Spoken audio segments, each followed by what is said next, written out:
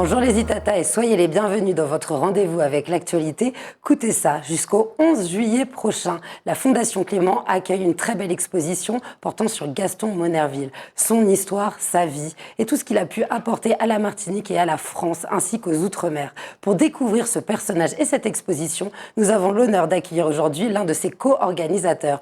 Bonsoir Jean-Paul Joannel, comment allez-vous? Bonsoir, ça va très bien. Bienvenue dans Écoutez ça. Oui. Alors, dites-nous, qui a initié cette exposition et quelle est sa raison d'être? Alors, simplement, on s'est rendu compte collectivement que Gaston Monnerville, qui est un personnage vraiment très important dans l'histoire française, c'est un peu, il a la place d'Obama, quoi, en France. Il était très peu connu en Martinique particulièrement. Et il y a un personnage qui s'appelle Robert Taylor, qui est secrétaire général adjoint de la Société des Amis du président Gaston Monnerville. Et il s'est dit qu'il fallait faire une exposition pour mieux faire connaître Gaston Monnerville aux Martiniquais. Il a réuni une équipe autour de lui. Il m'a fait l'honneur de me demander de l'accompagner. Et on a conçu le projet. Et après, on est allé voir la Fondation Clément, M. Bernard Ayotte et son équipe, et on leur a demandé si ça les intéressait de recevoir cette exposition et d'y travailler, de la concevoir et tout. Et ça s'est fait très rapidement, il n'y a pas eu de discussion. Voilà. Alors, ce qui a été long, c'est que quand on est allé voir l'équipe de la Fondation Clément, c'était avant le Covid. Donc après, tout l'agenda a été totalement bousculé comme pour toutes les institutions. Et c'est pour ça que nous arrivons maintenant, alors qu'on comptait faire ça pour le 30e anniversaire de son décès. Voilà. Alors qu'est-ce qui explique cette invisibilité du personnage? Alors, il y a une première, je pense, une première explication. C'est que, d'ailleurs, quand il est parti, la presse française a titré l'homme qui a dit non au général de Gaulle. Et les gaullistes ont toujours été puissants dans la République et pour eux, c'était quelqu'un qu'il fallait pratiquement invisibiliser. Voilà. Et moi, j'ai discuté avec des gaullistes purs et durs, hein, des gens qui ont sauté derrière les lignes allemandes, qui venaient de Londres, etc. Donc on a eu des discussions vraiment politiques sur ça. Et donc ils n'ont pas pardonné à Gaston Monnerville. Et donc je crois qu'ils ont eu une grosse influence pour essayer de faire passer Gaston Monnerville dans l'ombre alors qu'il était dans la lumière. Et ça a fonctionné. Ça, c'est une première chose. Et puis, peut-être que aussi, enfin ça, c'est ma théorie, c'est une explication très personnelle. D'une manière générale, les Martiniquais ignorent leur histoire, quel que soit le pan de l'histoire concerné. On est très peu informé de notre histoire pour la bonne raison qu'elle n'est pas enseignée. On connaît tout sur Louis XIV, mais très peu de choses sur, par exemple, Gaston Monnerville. Voilà. Je crois que ce sont les deux raisons. Et alors, on a remué tout ça au moment où la société a commencé à militer pour la panthéonisation de Gaston Monnerville, parce que c'est un personnage tellement extraordinaire. Et la République française, elle lui doit tant qu'il aurait tout à fait sa place au Panthéon. Alors, pour revenir sur l'histoire de ce grand personnage, vous avez fait appel à plusieurs techniques au niveau de la scénarisation. Oui. Il y a des images, il y a aussi des sons de l'époque. Il y a vraiment une scénographie très réfléchie. Est-ce que vous pouvez nous la présenter? Oui, alors ça, c'est le travail de... Il y avait une exposition, j'allais dire, qui existait. C'est celle qui avait été présentée au Sénat.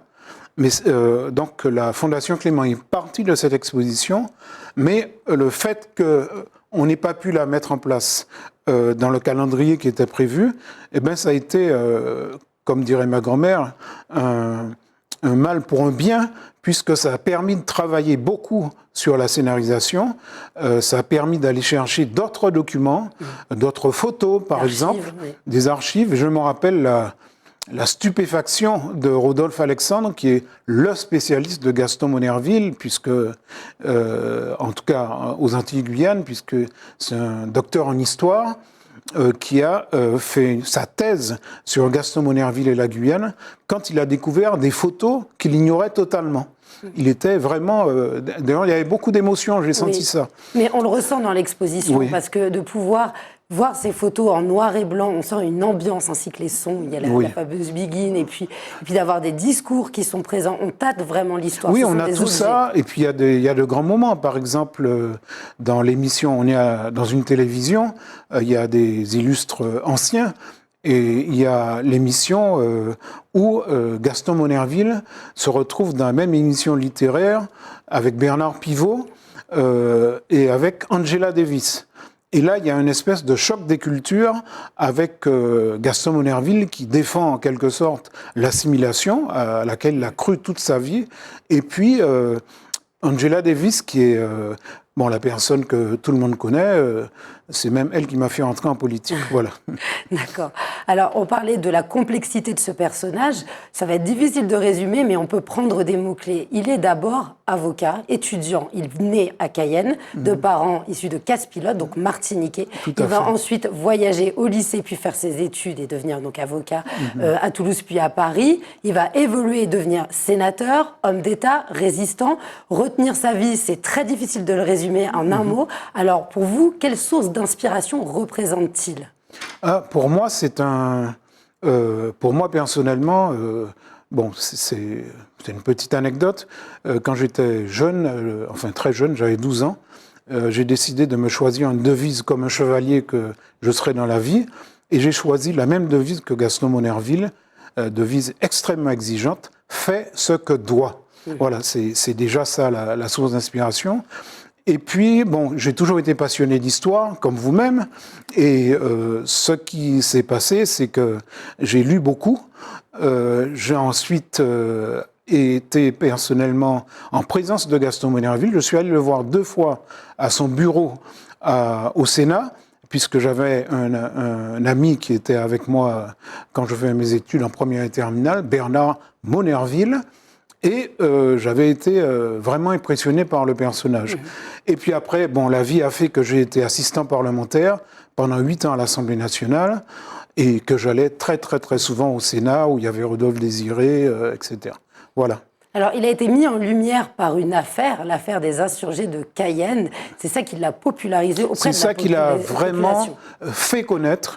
Il y a un député qui est métropolitain, qui est un député de Guyane, métropolitain, c'est une affaire qui n'est pas très claire. En tout cas, il se fait tuer en Guyane et il y a des émeutes. Et pendant les émeutes, il y a des gens qui sont arrêtés et qui sont finalement arrêtés et qui seront jugés dans l'Hexagone. Et à ce moment-là, il se trouve que c'est Gaston Monnerville qui va faire partie de l'équipe des députés. Il y en aura plusieurs, mais c'est sa plaidoirie qui sera retenue par la plupart des gens parce que l'issue est heureuse puisqu'ils sont acquittés. Toutes ces personnes qui étaient accusées, ils sont acquittés. Et c'est un tel retentissement à Cayenne que immédiatement, dans la foulée pratiquement, on lui propose de devenir député. C'est comme ça qu'il commence sa carrière alors qu'il n'habite pas du tout à l'époque en Guyane.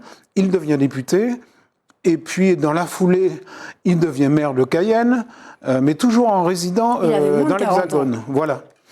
Et donc c'est une carrière, et ça commence comme ça, et cette carrière va l'amener aux plus hautes instances. 28 ans au Sénat. Et notamment 28 ans au Sénat, c'est vraiment tout à fait extraordinaire, quoi. Et puis surtout, il a été connu pour son sens de la justice. Là, je parlais de la guerre mondiale et puis bien sûr l'après-guerre mondiale. Il a été résistant. Il a été résistant, il a été... et puis il a beaucoup participé après, c'est important pour notre histoire. Après la guerre, il y a eu un problème, qu'est-ce qu'on fait de toutes les colonies françaises ? Et il a été très actif dans la mise en place des solutions qui ont été choisies. et notamment la fameuse départementalisation. Parce que pour nous, Martiniquais, la départementalisation, c'est Aimé Césaire. C'est pas exactement la vérité historique, pour une raison très simple. Quand Aimé Césaire arrive, il connaît pas grand monde à l'Assemblée. Il vient d'arriver, il est propulsé à l'Assemblée par le peuple martiniquais qui le choisit. Et il y a là quelqu'un qui est là depuis des années, qui connaît le système, qui a été secrétaire d'État, ministre, qui connaît vraiment le système, et qui, lui, est à l'origine de cette loi. Et c'est lui qui choisit comme rapporteur le brillant Aimé Césaire, qui est un orateur fantastique et tout et tout.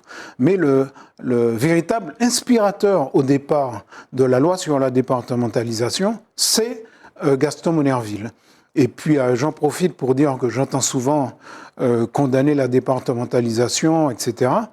Une des premières règles qu'on doit avoir quand on étudie l'histoire, c'est de la prise en compte du contexte. Recontextualiser. Et le contexte, c'est qu'à l'époque, tout le peuple était vraiment tendu vers l'assimilation. Et Aimé Césaire en particulier, et Gaston Monnerville également, ont été les vecteurs de cette aspiration.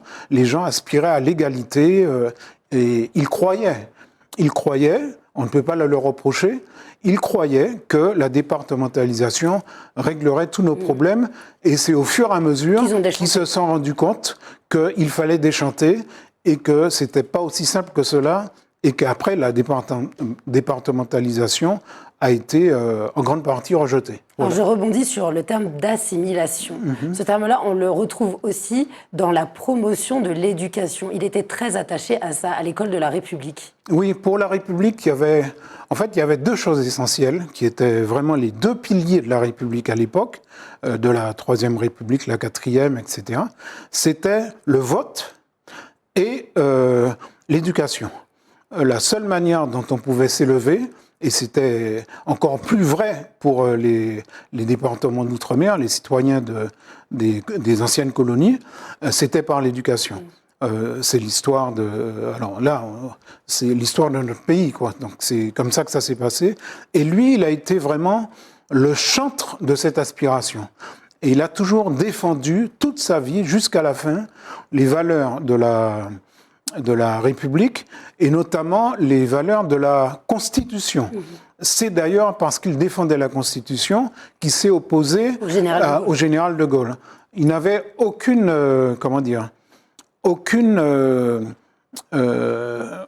opposition personnelle au personnage. La preuve, c'est qu'il a largement favorisé son retour aux affaires en 1958. Il a été moteur dans ça. En fait, il s'est opposé au recours au référendum pour pouvoir proposer le suffrage universel direct pour l'élection du président. Il pensait que c'était une dérive par rapport à la Constitution.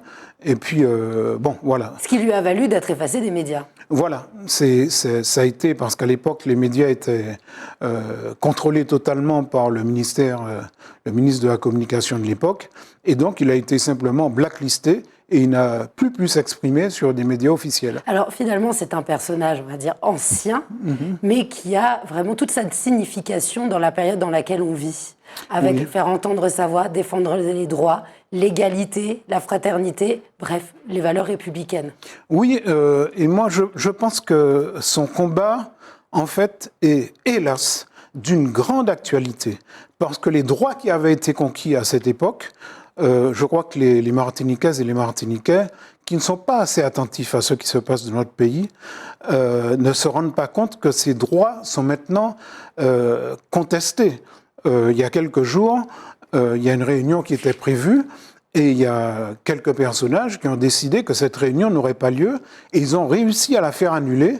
Le maire a estimé qu'il y avait risque de trouble à l'ordre public, et il a, oui, on peut appeler ça reculé. Et après, les autres maires qui devaient être visités ont adopté la même attitude. Donc on peut dire, enfin moi je dis les choses clairement, c'est une opinion de Jean-Paul Joannel, pas de l'association de Gaston Monnerville et tout. Le droit de réunion n'existe plus en Martinique, et je trouve que c'est extrêmement grave parce que c'est évidemment constitutif, c'est une liberté publique fondamentale qu'on retrouve dans la Déclaration des droits de l'homme, la Convention européenne des droits de l'homme, etc. En Martinique, en tout cas, la preuve a été faite que ce droit n'existe plus. Et je suis extrêmement inquiet par rapport à ça. Opinion. Alors, pour pouvoir suivre toutes les informations que vous nous avez données et découvrir ce personnage, et aussi pouvoir faire des parallèles avec l'actualité, il faut se rendre à la Fondation Clément jusqu'au 11 juillet. Et il n'y a pas que cette exposition, elle est complémentaire avec tous les dimanches, des interventions, c'est bien ça, des conférences autour de différentes thématiques. C'est le principe de la Fondation Clément, principe heureux d'ailleurs, c'est que quand ils font une grande exposition comme celle-ci, ils la rythment en quelque sorte avec des rencontres. Ça a été la partie que nous avons apportée, la Société des Amis de Gaston Monnerville. On a estimé que le personnage était assez riche pour qu'on le découpe avec un certain nombre de thèmes. Dimanche dernier, c'était l'homme politique. Il y avait une table ronde avec les sénateurs passés et présents. Et aussi Rodolphe Alexandre, qui était venu de Cayenne. Et puis, il y aura l'homme de droit. Là, ce sont les avocats martiniquais qui vont traiter de cette thématique avec Gérard Darling-Carter. Et puis, il y a aussi, ça m'échappe, il y a une... La résistance. Il y a un élément important, dont on n'a pas encore parlé, alors que c'est central dans la franc-maçonnerie. C'est central puisque il va entrer très rapidement dans la franc-maçonnerie au début de quand il va devenir avocat, et ensuite il va grimper les échelons à l'intérieur de la franc-maçonnerie, et c'est ça qui va l'inspirer vraiment tout au long de sa vie politique. Il sera totalement fidèle à ces valeurs-là toute sa vie. D'accord. Eh bien, je vous remercie beaucoup. Alors, on retrouve l'ensemble de ces informations sur le site internet de la Fondation Clément. Tout à fait. On s'y rend. C'est ouvert tous les jours du lundi au dimanche.